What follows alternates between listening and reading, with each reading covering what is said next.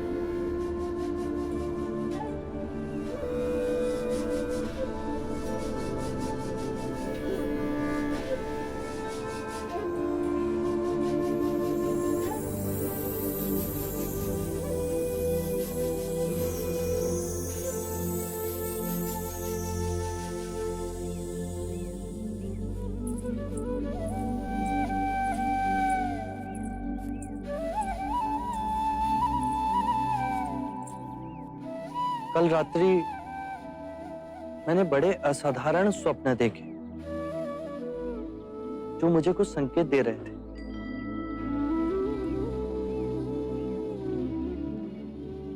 प्रथम स्वप्न में मैंने देखा कि ये पराक्रमी पृथ्वी मेरा बिछोना है, पर्वतों का राजा हिमालय मेरा सिरहाना है, मेरी बाईं भुजा पूर्व के महासागर पे विश्राम कर रही है, मेरी दाईं भुजा पश्चिम के महासागर में टिकी, मेरे दोनों चरण दक्षिण महासागर के जल से प्रक्षालित हैं। दूसरे स्वप्न में मैंने देखा कि मेरी नाभि से त्रिया नामक घास का तिनका उगा और बढ़ता ही रहा जब तक उसने बादलों को ना छू लिया। तीसरे स्वप्न में मैंने देखा कि हर रूप, हर वर्ण, हर रंग के असंख्य मनुष्य मेरे चरणों में अंजलि दे रहे हैं। चौथे स्वप्न में मैंने देखा कि चारों दिशा से चार अलग रंगों के पंछी उड़ के मेरी ओर आए, पर मेरे समीप आते ही उनका रूपांतरण हुआ। वो अपने विभिन्न रंगों को त्याग शुभ्र श्वेत रंग के हो गए। ये इस बात का सूचक है, हर रूप, हर रंग के लोग मेरी शरण में आएंगे बिना किसी भेदभाव। पांचवें स्वप्न में मैंने देखा कि मैं एक गोबर और लीद के पर्वत के नीचे खड़ा हूं। फिर मैं उस पर्वत के शिखर पर चढ़ा और लौट कर नीचे आया, पर मैं मलिन नहीं हुआ। यह संकेत देता है कि मैं जीवन की दलदल में रहकर भी पुनीत रहूंगा। आपके सपने तो हमें समझ ही नहीं आए।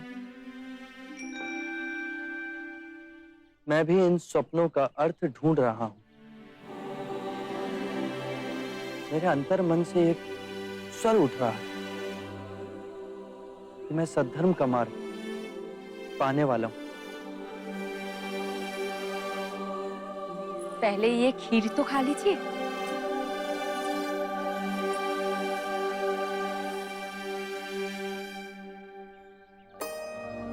इस सोने के पात्र में खीर भी आकस्मिक नहीं।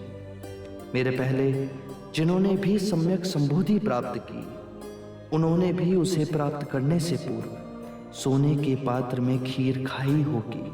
क्या मैं भी महान बोधित्व प्राप्त करने वाला हूं? खाइए ना।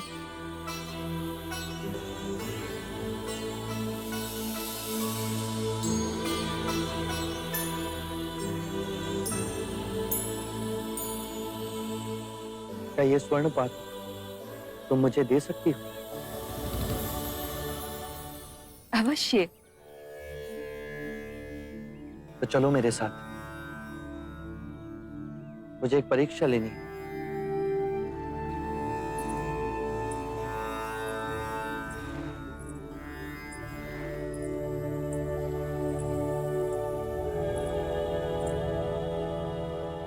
ये कैसी परीक्षा है?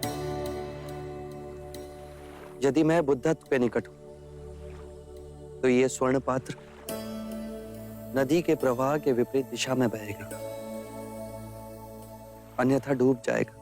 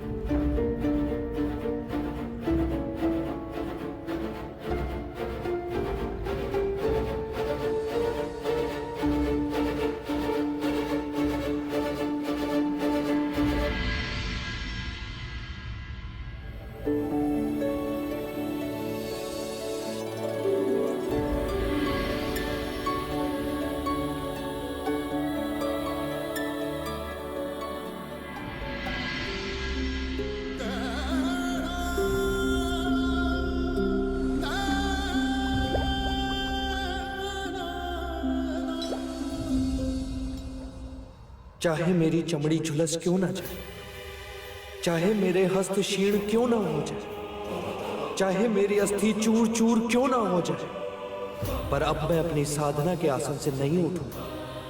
केवल ज्ञान प्राप्त हो, नहीं तो मेरे प्राण जाए।